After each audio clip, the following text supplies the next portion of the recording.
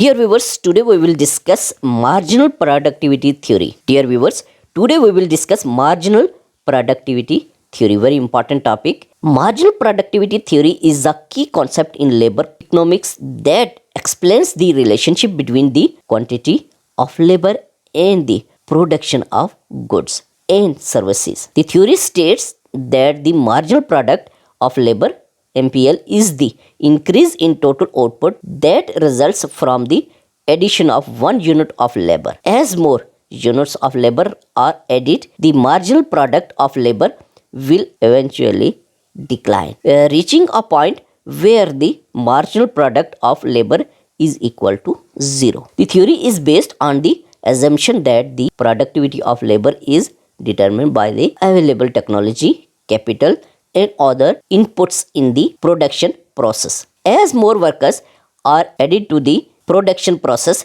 the marginal product of labor will decline due to the law of diminishing marginal returns, which states that as more units of an input are added, the additional output that is produced will decline.